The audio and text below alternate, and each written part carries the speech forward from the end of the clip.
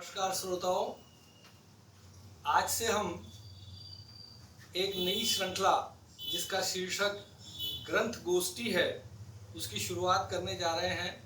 ये पहला एपिसोड है जो हमारे स्टूडियो में हम रिकॉर्ड कर रहे हैं। इस एपिसोड का शीर्षक गुणों से गुणवत्ता तक, ये शीर्षक हमने दिए हैं। जैसा कि कहा जाता है कि every person has a lesson to teach, story to tell and dream to share. तो इसी को हम चरितार्थ करने के लिए हमारे साथ हमारे आसपास के विशिष्ट व्यक्तित्व को हमारे स्टूडियो में बुलाते हैं और उनसे उनके जीवन यात्रा में उन्होंने जो भी उपलब्धियां, जो भी ग्रंथ अध्ययन और उनके व्यक्तित्व के जो मूलभूत मूल्य हैं उनके विषय में हम चर्चा करेंगे। आज जो हमारे साथ अतिथि हैं, एक बहुत ही विशिष्ट अतिथि हमारे साथ हैं। इनका परिचय देने से पहले मैं आपको बताना चाहूँगा कि इनके जो आयाम है जीवन में, वो कई अलग अलग आयामों में इन्होंने अपने जीवन की ये यात्रा कर रहे हैं, स्वर्णिम यात्रा। सबसे पहले अगर मैं बोलना चाहूँ तो इन्होंने अपने ध्यान में माता गायत्री को बसाए हुए हैं, अपने हृदय में एक कवि को छुपाए हुए हैं। साथ ही सामाजिक कार्यों में लगातार वो अपने जीवन में लगातार सामाजिक कार्यों में वो संलग्न है और व्यवसायिक तौर पे अपने एक बैंक के लंबे कार्यकाल, निष्ठावान कार्यकाल में भी उन्होंने अपना समय, बहुमूल्य समय दिया है। तो इस प्रकार के बहुआयामी व्यक्तित्व, एक उपासक, एक कवि, एक समाज सेवी और एक निष्ठावान कार्यकर्ता आज हमारे बीच है। हम उनसे उनके जीवन के लेसन्स, स्टोरीज और ड्रीम्स के विषय में चर्चा करेंगे और उनसे जो हमें दर्शन, मार्गदर्शन, संदेश प्राप्त होंगे, उन संदेशों को आने वाली इंटेलिजेंट नेक्स्ट जनरेशन इनके जीवन में आवश्यकता अनुसार बदलाव के लिए प्रसारित भी करेंगे, जिससे कि हमारी पीढ़ी को जो मानवीय मूल्य है, सार्वभौम मानवीय मूल्य, उन मूल्यों में कुछ सुधार, कुछ ऐड सब्सट्रैक्ट करने का अवसर प्राप्त हो। उन मूल्यों के विषय में अगर मैं आज बताना चाहूँ तो प्रेम, करुणा, सत्य, दया, अहिंसा और ऐसे कई मूल्य, जिसमें सबसे इम्पोर्टेंट है स्वाध्याय। तो स्वाध्याय पे हम ज़्यादा बल देंगे, जिससे कि हम आने वाले पीढ़ी की एक सेंसिबल, एक समझदार जनरेशन की नींव को बल प्रदान कर सके। तो चलिए आज के इस कार्यक्रम में हम हमारे विशिष्ट अतिथि श्री रमेश जी शर्मा, इनका स्वागत करते हैं और इनसे चर्चाओं का दौर शुरू करते हैं। तो सबसे पहला प्रश्न मैं इनसे यही पूछना चाहूँगा कि इनके जीवन में इन्होंने कई विशेषण अर्जित किए हैं। जैसे ये उपासक भी हैं, जैसे ये कवि भी हैं, ये समाज सेवी भी हैं और ये एक निष्ठावान कार्यकर्ता भी है। तो अपने आप को ये किस रोल में सबसे ज़्यादा कंफर्टेबल और सेटिस्फाइड महसूस करते हैं, उसी बात से हम शुरू करते हैं। धन्यवाद प्रशांत। सबसे पहले तो जो आपने एक बहुत अच्छा वैचारिक प्रयत्न किया है समाज में स्थापित करने का, गुण से गुणवंत तक की यात्रा, मैं आपको इसके लिए बहुत बहुत बधाई देता हूँ। राष्ट्रीय उत्कर्ष के इस अमृत काल में इन्हीं सही दिशाओं के ऊपर कदम उठाने की आवश्यकता है। देश में इन 75 वर्षों की यात्रा में ऐसा कुछ भी नहीं है जिसे प्राप्त नहीं किया गया, लेकिन दुर्भाग्य भी इस बात का है कि इस प्राप्ति के पीछे विचारों का जो उत्कृष्ट दर्शन होना चाहिए था, शिक्षा में उसका अभाव होने से मनुष्य वैचारिक स्तर के ऊपर थका हुआ दिखता है। आज आपका यह प्रयास, मैं सोचता हूँ कि मेरे बाद भी जो कोई यहाँ प्रतिभाएं आएंगी, निश्चित वे इसके ऊपर चर्चा करते हुए आपका और समाज का मार्गदर्शन करेंगे। दूसरे आपने मेरी मल्टी डायमेंशनल विशेषताओं का जिक्र किया, तो सीधी सी बात यह है कि, और खुली किताब तो यह है कि प्रयास कुछ करने नहीं पड़े। देवानंद साहब का गाना याद आ रहा है, मैं जिंदगी का जश्न मनाता चला गया। जो सामने आया उसे मैंने कभी भी अज्ञान के रूप में अस्वीकार नहीं किया। जो भी कुछ मिला मुझे, कूड़ा करकट भी मिला, तो उसमें कहीं ना कहीं से मैंने एक वाक्य कुछ ना कुछ सीखने जैसा मार पाया। एक आपको उदाहरण बताता हूँ, गोंदिया की है, करीब 30 साल वर्ष पहले की घटना है। अगर आपने एक ठेले वाले को देखा होगा जिसके यहाँ शाम को मंगोड़ी बनती थी, गोंदिया का एक हिस्सा, क्या वो आता ही था 2-2.5 घंटे के लिए, और वो गरम गरम मंगोड़िया बेच के चलाता था। तो जो दोने की जगह वो अखबार के जो टुकड़े देता था, तो मेरे हिस्से में जो टुकड़ा अखबार का आया, उसमें नवभारत का एक राइट साइड का एक कोना आया। उसमें भजिए मंगोड़े खाते खाते मैंने पढ़ा, गोंडों के देवता, छोटा सा ब्लॉकेट था। मुझे बहुत अच्छा लगा कि मैं छिंदवाड़े सिवनी से हूँ, गोंडों के इलाके से हूँ, मेरा जन्म वहीं हुआ है, मेरा पालन पोषण वहीं हुआ है। तो मुझे इतना अच्छा लगा कि कम से कम जहाँ मैं पला हूँ उस क्षेत्र के जो लोग हैं, आदिवासी हैं, इनकी लोक संस्कृति में अगर इनके देवताओं को भी जाना जाए, पहचाना जाए, तो इससे ज्यादा ज्ञान और क्या मिल सकता है। उस टुकड़े को मैंने सहज के रखा। और जब मुझे एक बार साले के साथ दरेकसा के अंदर अतराम मैडम के साथ एक आदिवासी सम्मेलन में जाने का मौका मिला, तो वो ज्ञान मुझे काम आया। आदिवासी संस्कृति में शिव और पार्वती को पूजा जाता है, तो लिंगो बोलते हैं वो शिव को और शक्ति बोलते हैं पार्वती को। तो यानी आपके सनातन की स्थापना अगर मूल रूप में कहीं दर्शित होती है, आदिवासियों की संस्कृति में दर्शित होती। मुझे इतनी खुशी हुई, एक छोटा सा कागज का टुकड़ा भी आपको कहीं ना कहीं कुछ ना कुछ सीख देके जाता है कि नजर आपकी उस टुकड़े के ऊपर किस दृष्टि से जाती है। और रहा सवाल गीत, संगीत, साहित्य, समाज सेवा या प्रोफेशनल उपलब्धियां, तो मैं सोचता हूं कि ये पुरुषार्थ का पुरस्कार है। प्रकृति केवल जन्म देने का अधिकार रखती है, माता पिता पालन करने का अधिकार रखते, कर्तव्य मानते हैं। लेकिन आप अपने जीवन में जो भी कुछ ऊंचाइयां प्राप्त करेंगे, उसके पीछे केवल आपका पुरुषार्थ हो सकता है, कोई दूसरी परिस्थिति नहीं हो सकती। तो मैंने जो भी कुछ पाया है, आप लोगों के उत्साह, सम्मान और सत्कार से पाया। छोटे छोटे से काम में करता गया, लोग ताली बजाते गए, एक छोटे छोटे से पुरस्कार, अपने सम्मान पत्र देते गए। वो एक एक पत्र में मुझे इतना आगे बढ़ने के लिए प्रेरित करता रहा कि अगर आज यहाँ हूँ तो निश्चित इस शिला के शिखा अपने पायदान के बाद कहीं और ना ऊंचाई तो होगी। चलिए, जो मुझे समझ में आ रहा है कि इन सब के पीछे आपकी तपस्या, किसी भी कार्य के पीछे जो तपस्या और जो दृष्टिकोण है वो ज्यादा महत्वपूर्ण है। जी बिल्कुल, यानी दृष्टिकोण वाली बात की, तो दृष्टिकोण अगर प्रत्येक विचार के ऊपर, प्रत्येक कदम के ऊपर अगर हम अपना सकारात्मक दृष्टिकोण पैदा कर लेते हैं, तो निश्चित हमें सफलता अपने आप हमारे सामने आके खड़ी हो जाती है। उसे हमें कुछ करना नहीं पड़ता, वो हमारा स्वागत करने के लिए अपने हाथों में एक माला लिए खड़ी होती है। करना हमें।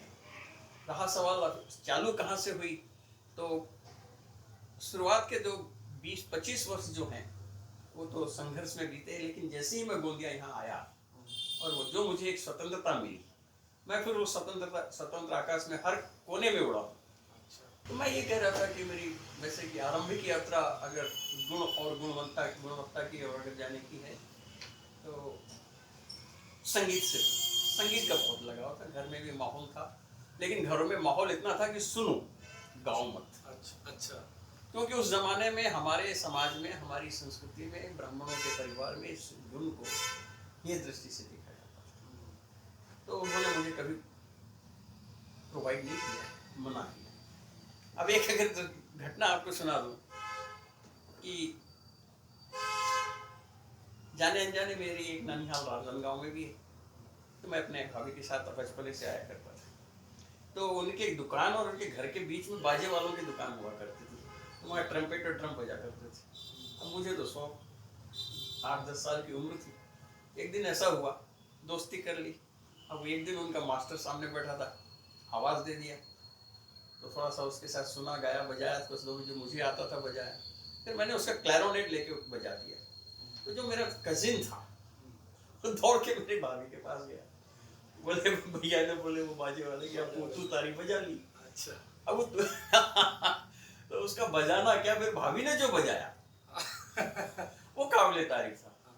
उस दिन मुझे समझ में आ गया कि नहीं, शायद मुझे घर से तो इस विषय में वो होगा, लेकिन जैसे ही मुझे गोंदिया आने के बाद स्वतंत्रता मिली, मैंने इस विषय में बहुत उपलब्धियां हासिल की हैं और मेरे गुरुओं ने मुझे बहुत मार्गदर्शन किया है। और सबसे ज़्यादा जो है कि यहाँ शहर के लोगों ने मुझे बहुत प्रसन्नता से स्वीकारा है। हम निबिड़ परिवार के नाम से जाने गए, निर्मल, विपिन और रमेश जी। तो हम लोगों ने संगीत में करीब करीब 25 से 30 वर्ष यहाँ बहुत काम किया है। अब अभी नए ट्रेंड के कारण थोड़ा सा हमारे साथियों के इधर उधर रहने की वजह से वो संगीत में तो उतना वो नहीं हूँ, लेकिन साहित्य की मेरी जो क्या कहते हैं रुचि थी वो 7वीं क्लास से चालू हो गई थी, जब मुझे क्या कहते पहली एक कविता की रचना के ऊपर मुझे प्रथम पुरस्कार मिला। वह प्रोत्साहन था वो नंदूलाल जी चोटिया के हाथ से मिला था, राजनांदगांव के जो साहित्यकार थे उनके हाथों मिला था। तो वहाँ से जो एक बीज था, यहाँ आने के बाद भाई शशि तिवारी जो है गीतकार, जिन्होंने फिल्मों में भी यहाँ बहुत गीत लिखे हैं और आपके महाराष्ट्र राज्य साहित्य अकादमी के पुरस्कार प्राप्त भी हैं, तो उनके मार्गदर्शन में हम लोग जो यहाँ भिन्न भाषी साहित्य मंडल को, जो पुराना करीब करीब 67-68 वर्ष पुरानी संस्था है, हम उसको चलाए आ रहे हैं। तो उस वातावरण में मुझे साहित्य का सेवा करने को मिली। पठन का आपने जहाँ तक, हाँ, यही एक इसी से जुड़ा सवाल है कि आपने इतना बड़ा साहित्य के साथ लंबा सफर तय किए, तो सबसे महत्वपूर्ण साहित्य या बड़ा साहित्य आप किसे मानते हैं, और जिससे कोई संदेश और दर्शन आप देना चाहें या कोई महावाक्य? पढ़ने की शुरुआत तो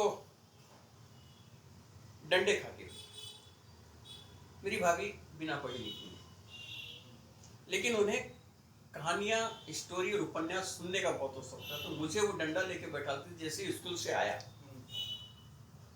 तो इब्ने सफी का उपन्यास चला करता था उस जमाने में। अच्छा। बहुत फेमस राइटर हुए, तो वो लेती थी किताब, लो ये उपन्यास मेरे को पढ़ के सुनाओ। तो उस जो एक दाब में मैंने पढ़ना मजबूरी से सीखा, वो मेरी अब कमजोरी बन चुकी। अच्छा। अब मुझे पंडित श्री राम शर्मा आचार्य के शिष्यत्व में जो उनसे मिला है मार्गदर्शन, कि आप सोने के पहले कम से कम 4 पन्ने जरूर पढ़ें। क्या पढ़ें ये सवाल नहीं, अगर आपके मस्तिष्क को सक्रिय बनाना है, एक्टिव बनाना है, तो आप कम से कम 4 पन्ने पढ़ें। मस्तिष्क का पोषण है, मस्तिष्क का पोषण। वैचारिक कल्पनाओं को अगर आप पोषण नहीं देंगे तो इनएक्टिव हो जाएंगे। तो उस आदत का मैंने बहुत पालन किया है। आज भी मैं कम से कम सोने के पहले पठन पाठन करता हूँ, नियम से करता हूँ। तो कोई एक विशिष्ट ग्रंथ आप बताना चाहें? उसी पे मैं आ रहा था कि अब किताबों की अगर आप चर्चा करें तो विद्यार्थी स्तर के ऊपर तो जो भी कुछ सिलेबस के लेवल पे हुआ करती थी, आजू बाजू की जो कुछ नए आया करते थे उस समय उनसे जुड़ा, लेकिन बाद में जब मुझे निजी व्यक्तिगत स्तर के ऊपर किताबों को चयन करने का अगर मौका मिला, तो मैं उसमें सबसे प्रथम नंबर 1 पंडित राम शर्मा आचार्य के साहित्य को देता हूँ, जिन्होंने 3200 से ज़्यादा किताबें लिखी हैं और जिनके लिए आज भी कम से कम अगर 200 या 300 किताबें और लिखी जाती, इतना मटेरियल यहाँ सुरक्षित है।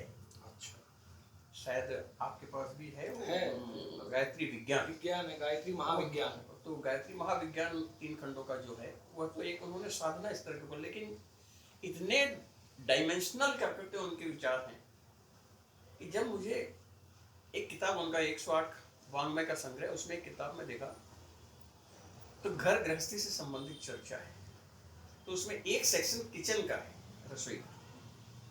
2 चीजें मुझे बहुत प्रभावित करी कि कढ़ी कैसी बनाई जाए जो पौष्टिक और स्वादिष्ट। अच्छा। और कद्दू की सब्जी जो कोई पसंद नहीं करता, उससे कैसे स्वादिष्ट बनाया जाए। अच्छा। और यही आदमी जब अपने विज्ञान के ऊपर और अंतरिक्ष साइंस के ऊपर जाता है तो वो मंगल और सारे ग्रहों से पृथ्वी की दूरी भी नाप लेता है अपने आसन पर बैठे बैठे। तो उनके साहित्य ने बहुत प्रभावित किया है। किंतु अगर उनके साहित्य को चयन करने की मैं बात करूं तो शायद मैं गलत हो सकता हूं, लेकिन ये मेरा चयन है। आपकी पसंद का मेरी पसंद से जो मेल हो ये जरूरी नहीं है, लेकिन जो उनकी किताब है, हमारी वसीयत और हमारी विरासत, हमारी वसीयत और हमारी विरासत। अच्छा, मैं सोचता हूँ इससे अच्छी किताब आपको कहीं नहीं। साफ कह दिया, मैंने आपको गायत्री परिवार का नाम दिया है, तो परिवार में सबसे बड़ा नियम ये होता है कि जो परिवार का मुखिया होता है वह अपनी सारी विरासत अपने बच्चों को लेके जाता है,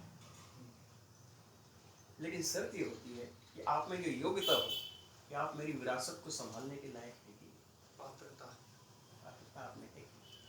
मैंने तो जो भी कुछ कमाया सब आपके लिए सौंप दिया, विरासत कर दी, आपके नाम कर दी, रजिस्ट्री कर दी, लेकिन आपको योग्यता सिद्ध करनी होगी। आप साधक हैं, गायत्री परिवार के सिद्धांतों को आप पालते हैं, आप गायत्री का कितना साधना करते हैं, उसके अलावा आप जीवन के अंदर चरित्रों का कितना आचरण अपने जीवन में उतारते हैं। तो अगर आप कर्तव्यों का निर्वाह पूरी तरीके से करते हैं तो आपके पिता, आपके पालक, आपके गुरु, मार्गदर्शक सबकी वसीयत आपके बिना मूल्य मिल जाती है। बहुत अच्छा किताब है, कभी आप ढूंढिए। तो ये उसका संदेश है, मुख्य संदेश ये है कि विरासत तो हर पालक अपने बच्चों को दे के रखता है जिस दिन पैदा हुआ, बेटा ये मकान तेरा है ही, लेकिन इसके पहले तुझे ये कुव्वत, ये हैसियत पैदा करनी होगी कि सुरक्षित ही ना रहे, ये 1 से 2 भी हो, 2 से 10 भी हो। यही गायत्री परिवार की विशेषता है, वही संदेश है उसका।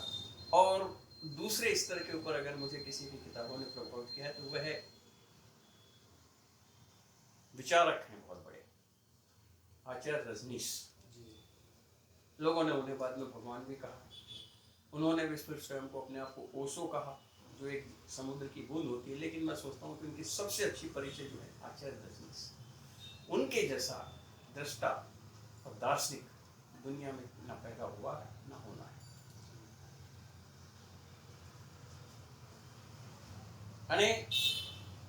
एक दृष्टांत में आप उनका भी याद आता है, दिलाता हूँ।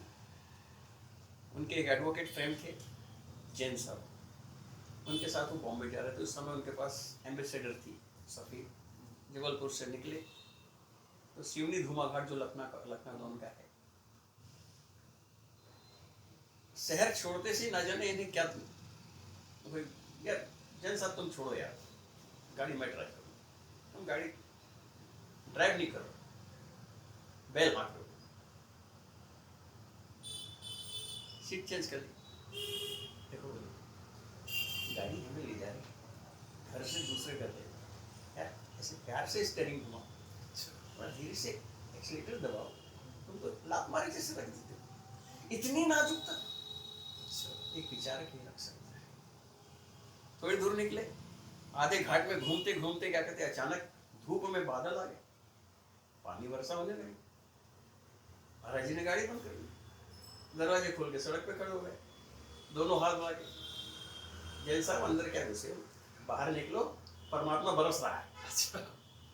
तो ये जो छोटी छोटी सी सोच है, इन लोगों को इसी वजह से महान बना, हमारा दृष्टिकोण महत्व नहीं जाता। उनकी अगर किताबों में सबसे बड़ी संग्रह योग्य और पठनीय अगर है तो वो है अष्टावक्र गीता। गीता, भगवत गीता, महाभारत का जो एक अंग है, रजनीश जी द्वारा लिखित अष्टावक्र गीता 6 खंड है, 8 खंड है। अच्छा। और प्रत्येक खंड 400 पेज का है। अच्छा। मैं सोचता हूं कि जनक को पहचानने का, राजा जनक और भारतीय सनातन संस्कृति की गहराई को पकड़ने का अगर कहीं सूत्र मिलेगा, अच्छा, तो अष्टावक्र गीता में है। लेकिन अन्य प्रकाशनों की बजाय इनकी अष्टावक्र गीता में यह है कि इनका दर्शन है, मतलब उसका व्याख्या के साथ में दर्शन को इन्होंने मिलाया है, इससे वो एक थोड़ा अद्भुत रूप ले रहा है। आपको ऐसा लगता है कि जो भी कुछ इनका कथन आसपास घूम रहा है ये हमारे जीवन से बिल्कुल संलिप्त है, हम इससे अलग नहीं हो सकते, हम रोज ये जीवन की जिंदगी जी रहे हैं। तो वह किताब मुझे बहुत प्रभावित की। उनकी अन्य किताबें तो करीब करीब आज उनकी मेरे पास 100-125 किताबें हैं, लेकिन उन सब में जो मैं अगर मुझे सबसे ऊपर रखता हूँ तो अष्टावक्र महागीता। बहुत सुंदर। और अब रहा सवाल, मेरी आपकी जैसी इच्छा हो नहीं, हमारा अब अगला निवेदन यही रहेगा कि आपके जो दिल में आपने कवि को छुपा के रखे हैं, वहाँ से एक कोई बहुत अच्छी रचना अगर हमारे पाठकों के और श्रोताओं के लिए हो जाए तो हमारे लिए एक सोने पे सुहागा आज का इस कार्यक्रम में मिल पाएगा। एक छोटी सी कविता को ही आपके सामने प्रस्तुत करते हूँ कि दो तीन दिन पहले इसे लिखा है, और इसमें मैंने ये कहने की कोशिश की है कि किसी भी नई रचना, नए जन्म के पीछे किसी न किसी की मृत्यु लिखी। Destruction is the base of construction. It is very correct. क्योंकि अगर कोई चीज मिटेगी नहीं तो नई कोई चीज बन नहीं सकती। वही भाव एक दिन जागा था, तो उसी को मैंने क्या कहते 4 छंदों में लिखने की कोशिश की है, और उसका शीर्षक दिया है बरगद ही मिटा करता है। बरगद ही मिटा करता है। पहला मुखड़ा ये है, नया जब गांव बसा करता है, कोई जंगल ही मरा करता है। बस्तियों को बसाने के लिए बिल्कुल आप एक एक लाइन पे देखेंगे कि एक मृत्यु पर ही एक नया जीवन आ रहा है। तो शायद अगर आप ये पहुंच जाए मेरी आपके दिल तक, तो मैं मेरी प्रयास करेंगे, मेरी रचना सार्थक हो जाए। बिल्कुल श्रोताओं के। तो नया जब गांव बसा करता है, कोई जंगल ही मरा करता है। हर नए मकान बनाने की खातिर, हर नया मकान बनाने के खातिर कोई बरगद ही मिटा करता है। एक लकड़ी का पेड़ तो आप कोई सोफा यूं ही नहीं बनता है। तो इस त्याग को देखिए कि आप हर चीज के पीछे एक त्याग है, और सबसे ज्यादा त्याग प्रकृति का है। मनुष्य का तो शायद है नहीं, वो तो छूट जाता है। जो भी कुछ क्रिएशन के पीछे अगर आपको त्याग मिलेगा तो प्रकृति का ही मिलेगा। हर नया मकान बनाने के खातिर कोई बरगद ही मिटा करता है। दूसरा बंद देखें कि इतिहास कोई नया लिखा जाए, इतिहास कोई नया लिखा जाए, इसलिए वक्त ही मरा करता है। बहुत सुंदर। इसलिए वक्त ही मरा करता है। और एक आग ही सुलगती थी दिल में, एक आग ही सुलगती थी दिल में, क्यों बर्फ ही गलकर मिटा करता है। क्यों बर्फ ही गलकर मिटा करता है। और भावनाओं के उठते बवंडर में, अब आप और हमारे बीच में बात आ रही जी, कि भावनाओं के उठते बवंडर में हरदम एहसास मरा करता है। अगर एहसास ना मरे तो बवंडर आएगा ही नहीं, आप में एक सक्रियता, एक जोश आएगा ही नहीं। कहीं ना कहीं एहसास आपको क्या कुछ दबाना पड़ेगा। नहीं, अगर एहसास से समझौता नहीं करेंगे तो आप भी चुप बैठ जाएंगे।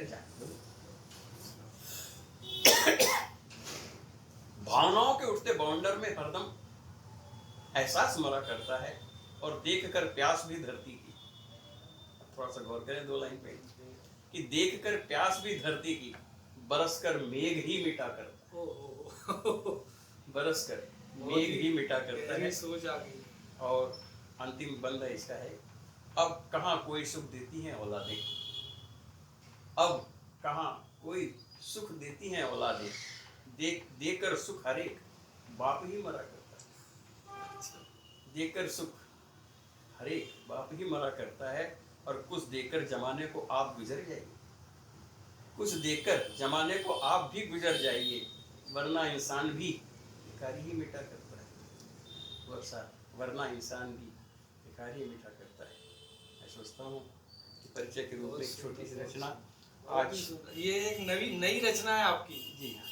वाह वाह। और तो हमारा सौभाग्य कि आपने नई रचना को हमारे इस कार्यक्रम में पहली बार प्रदर्शित। अपनी वाणी को विराम को इसके पूर्व नवयुवकों से 2 बात कहना चाहूँगा। जी, नई जनरेशन को आप संदेश देना। 4 लाइनों में ही है। किसी की बहुत अच्छी लाइनें हैं जो वाकई इनका मार्गदर्शन करती है कि उठो जवान देश के वसुंधरा पुकारती, उठो जवान देश के वसुंधरा पुकारती, ये देश है पुकारता, माँ भारती पुकारती, माँ भारती पुकारती। मैं उम्मीद करता हूँ कि हमारी तो बीत चुकी है, -23 है। लेकिन हमारे पीछे जो आप आ रहे हैं, आप अपने देश के लिए चलें। क्यों कि आज अगर कहीं किसी प्रकार का प्रशांत जी अभाव है ना, तो राष्ट्रीय चरित्र का अभाव है। बाकी किसी चीज की कमी नहीं। हर झंडे गड़े हुए, लेकिन अगर आज इंसान में कोई चीज की कमी है तो राष्ट्रीय चरित्र की कमी है। ईश्वर करे यह देश जल्दी से जल्दी चरित्रवान युवकों को पैदा करें, उन्हें गढ़े और बनाएं।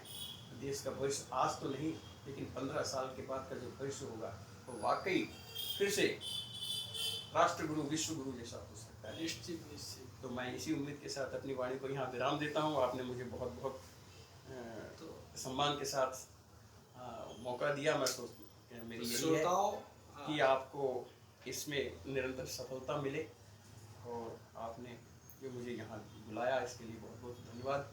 आप लोगों से भी जिन्होंने इसे सुना है उनके लिए भी मैं बहुत बहुत आभार करता हूँ। आपके अंदर बैठे हुए परमात्मा को मैं प्रणाम करते हुए अपनी वाणी को विराम देता हूँ। बहुत बहुत धन्यवाद। तो श्रोताओं, आपने आज देखे कि हमारे पिता तुल्य हमारे ताऊ जी आज के विशिष्ट अतिथि, उन्होंने अपने जीवन का दर्शन, उससे निकले हुए संदेश और उनके दिल के करीब जो कविताएं हैं उसके माध्यम से, और एक अनुभव के साथ में जो उन्होंने अपना पूरा जीवन व्यतीत किया, उससे जो मोती निकले, उन समंदर में गोता खाने के बाद जो मोती निकले, उन मोतियों को अगली जनरेशन के लिए, जो उन्होंने आखिरी में एक बहुत अच्छी बात कही कि राष्ट्र के चरित्र के निर्माण के लिए आपको काम करना है। तो मैं ताऊ जी से बताना चाहूँगा कि नई शिक्षा नीति में अभी ये सारी चीज़ों का समावेश हो रहा है, किंतु ये जो चरित्र हम अपेक्षा कर रहे हैं, ये चरित्र निश्चित ही कहीं ना कहीं गुरुकुल पद्धति से ही आया है। उस पद्धति को हमें देर सवेर अपनाना पड़ेगा, जिससे कि हम जिस प्रकार का मानव समाज, जिस प्रकार के शांति प्रिय विश्व की कल्पना कर सकते हैं, उसमें हमें कहीं ना कहीं एक मार्गदर्शन और सही दिशा मिलेगी। नई शिक्षा नीति निश्चित ही इन चीज़ों पे ध्यान आकर्षित कर रही है, किंतु दिन भर वो अपने स्कूल और कॉलेज में पढ़ने के बाद जब बच्चे अपने घर पे शाम को जाते हैं, तो फिर वही एक मिलावटी वातावरण जब उनको मिलता है, तो उनका दिन भर का पढ़ा हुआ कहीं ना कहीं उनको ऐसा लगता है कि शायद कुछ कमी थी, कुछ गलत तो नहीं था। तो इसीलिए ये जो चर्चा हमने शुरू की है, इसका उद्देश्य ही यही है कि आप अगर एक जीवन में अपनी किसी मुकाम पे, किसी उपलब्धि पे पहुंचते हैं, अगर गुणवत्ता हासिल करते हैं, तो उसके लिए शुरुआत से आपने जैसे बताया कि 7 वर्ष की आयु से ही डंडे खा के हमने सीखना चालू किए, तो वैसी कोई यात्रा हमारे सामने जब होगी और उनकी उपलब्धियां जब हम देखेंगे, तो निश्चित ही हमें वहाँ से प्रेरणा मिल सकती है, और हमारा युवा वर्ग इतने बिखरे मोती में से एक मोती भी अगर चुन पाए, तो ऐसे एक जो हमारा सेशन है उसका हम समझेंगे कि एक बहुत ही पॉजिटिव आउटकम हम निकाल पाए हैं। और ये प्रयास हमारा रहेगा, और इन्हीं प्रयासों के साथ हम हमारे अतिथियों के आशीर्वाद के साथ और हमारे गुरुजन और ईश्वर की अनुकंपा से जो हमने प्रयास शुरू किए हैं, उससे हम कुछ उपलब्धि, कुछ संदेश, पॉजिटिव संदेश एक सेंसिबल समाज के निर्माण के लिए दे पाए, इसी के लिए प्रयासरत रहेंगे। इसी के लिए हम आप सभी श्रोताओं से शुभेच्छा अपेक्षित करते हैं। तो इसी के साथ आज का ये हमारा सत्र हम यहीं पे विराम देते हैं। गुणों से गुणवत्ता में पहली ही जो हमारी कड़ी थी, वो इतनी मजबूत कड़ी हमें मिली है कि अब उसके सहारे हम बहुत लंबा एक माला तैयार कर पाएंगे। तो बहुत बहुत धन्यवाद सभी श्रोताओं का। अगले एपिसोड के लिए आपका सभी का इंतजार रहे।